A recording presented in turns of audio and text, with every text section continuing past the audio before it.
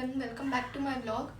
So today I am shooting in the evening because from the morning itself I don't know what happened, my camera was not working. So right now I took bath, I was busy, like everything was working, बस camera नहीं चल रहा था. पता नहीं क्या issue था. अभी मतलब थोड़ी देर पहले again I restarted my phone and did everything, तब मेरा फ़ोन स्टार्ट. तो मैं हॉस्टल की एक स्टोरी बताती हूँ अपनी. जब मैं मधु बिल्डिंग पे एक हॉस्टल पे रहती थी, स्टार्टिंग पे आई थी, तो हाँ मैं उधर ही उसी हॉस्टल पे रहती थी. उस एरिया पे लिटरली कुछ भी नहीं मिलता था खाने वाने का. 1 किलोमीटर दूर तक तो कुछ भी नहीं था, सिर्फ टायर की शॉप्स थी और ऐसा ही था. तो उधर इतना कुछ मिलता नहीं था. और उस हॉस्टल का खाना इतना गंदा था. मतलब किचन था, किचन पे चूहे रहते थे और हाइजीन तो बिल्कुल मेंटेन नहीं रहती थी. पर उधर का खाना ना बहुत ज़्यादा स्पाइसी, बहुत ज़्यादा ऑयली, और ऐसा लगता था कि वो एक बार ग्रेवी बना के रख लेते हैं और हर सब्जियों में वही वाली ग्रेवी यूज़ करते हैं. उनकी दाल भी इतनी ज़्यादा मतलब मिर्च वाली रहती थी. मैं कभी बोलती थी कि भैया मेरे लिए अलग से दाल, या तो मतलब जब दाल बनाते हो तो फ्राई करने से पहले वो थोड़ा सा निकाल दो, इतना तो कर ही सकते हैं ना भैया, फीस दे रहे हैं तो इतना तो करना चाहिए. तो वो ये भी नहीं करते थे. और उनकी दाल फ्राई में भी इतनी ज़्यादा मिर्च, मैं क्या बताऊँ. मतलब मैं 3-4 महीने रही हूँ उधर. मेरी इतनी ज़्यादा तबीयत ख़राब हो गई थी. मैं लिटरली 2 महीने तो सिर्फ दही चावल खाई हूँ. एक टाइम खाना खाती थी दोपहर पे, क्योंकि वो दोपहर पे दही देते थे, तो मैं दही चावल खाती थी. फिर भी मुझे मतलब बहुत ज़्यादा बीमार पड़ी थी. उधर 4 महीने रहने के बाद ना मैं सीधे घर चली गई थी, क्योंकि मुझे बहुत वीकनेस आ गई थी. ऐसे मैं खड़े गिर जाती थी, चक्कर आ जाते थे. हर दूसरे दिन मुझे वॉमिटिंग होती थी, इतना सिर दर्द होता था. मतलब ऐसे मैं सिर उल्टा करके ऐसे लेट जाती थी. मुझे रात में हेयर वॉश करना पड़ जाता था इतने सिर दर्द के कारण, क्योंकि वो ऑयली स्पाइसी मेरे से बर्दाश्त नहीं हो पाता है. मैं बहुत ज़्यादा सिंपल खाना खाती हूँ. और पता है उधर ना एक बार क्या हुआ था कि मैं आंटी से बोली कि आंटी मेरे को प्लीज़ थोड़ा सा चावल दे दो, मैं सब्ज़ी खुद बना ली हूँ तो मैं वो खा लूँगी.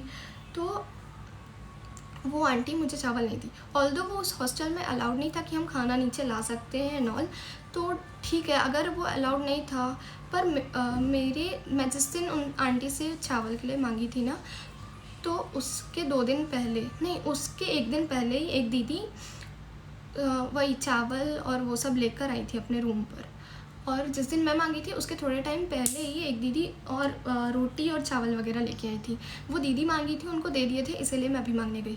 पर वो दीदी ना मुझे नहीं दी. मतलब उधर की जो वार्डन थी वो मुझे चावल नहीं दी. मुझे इतना बुरा लगा था. लाइक खाने के लिए कौन मना कर सकता है भाई, एक तो फीस दे रहे हैं. उधर ऐसा था कि एक टाइम के बाद खाना नहीं मिलता है. खाना बचा है तो नहीं दे रहे हैं. नहीं बचा होता तो समझ में आता कि ठीक है इस टाइम के बाद खाना नहीं बचा है तो नहीं दे रहे हैं. वो खाना वो लोग फेंक देंगे, पर वो बच्चों को नहीं दे रहे हैं. फ़ीस दे के जो मतलब फ़ीस भर रहे हैं हॉस्टल की, उनको खाना नहीं मिल रहा है. कितना बेकार है ये सिस्टम. फिर मैं बोली कि मैं घर में कॉल करती हूँ. तो मैं पापा को फ़ोन करी, तो पापा भी बोले कि दे दो, बच्ची भूखी है तो उसको खाना तो दो. इतनी फ़ीस दे रहे हैं, इतनी सब कुछ कर रहे हैं, आपके भरोसे छोड़ के गए हैं, पहली बार छोड़े हैं और आप बच्ची को भूखा रख रहे हैं, ये वो. फिर भी वार्डन ने दी. फिर मम्मी का दिमाग ख़राब हुआ तो मम्मी भी कॉल करी वार्डन को. मम्मी के बोलने के बाद भी बोलूँगी थी. लिटरली मैं उस रात को ना भूखी सोई थी और मुझे इतना बुरा लग रहा था. मुझे इतनी घर के खाने की याद आ रही थी. मुझे तब खाने की इतनी ज़्यादा वैल्यू समझ में आई.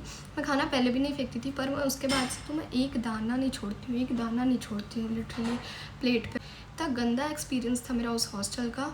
मेमोरीज़ तो हैं अच्छी उस हॉस्टल से, पर उधर की वार्डन को भी मैं क्या बोलूँ. वो ऊपर से प्रेशर आता है नॉल उसकी वजह से. पर स्टिल यार थोड़ा तो समझना चाहिए ना कि पहली बार मतलब बच्चे बाहर निकलते हैं और उनके साथ ऐसा बिहेव करते हैं. और फिर जब ये सब बात हुई ना, तो मैं जो डे वाली वार्डन थी उनसे मैं ये सारी बातें बताई, तो वो मुझसे लड़ रही थी. मतलब बोल रही थी कि तुम इस टाइम के बाद क्यों गई, ये वो. मैं उनको भी बोली कि आंटी आप 2 दिन पहले बाकी दीदियाँ लेके गई हैं खाना, आप लोग उनको दे दिए. अलाउड नहीं है फिर भी आप लोग उनको दिए, और मैं मांगी तो मुझे नहीं दिए. मेरे से क्या खुन्नस है भाई, मैं क्या करी हूँ. पता नहीं फर्स्ट डे से वो मेरे से चिड़ी हुई थी. और इधर का मेरे से पता नहीं क्या है, मैं ना किसी से बात करती किसी भी हॉस्टल में.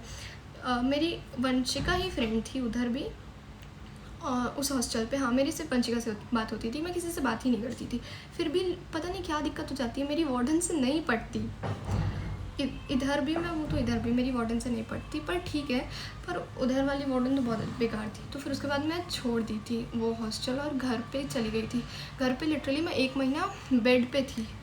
मैं ना बोल पा रही थी ना कुछ। इतना ज़्यादा मेरे को गले पे दिक्कत हो गई थी, मेरा पूरा गला छिल गया था। मतलब मैं कुछ भी कुछ खा नहीं पा रही थी।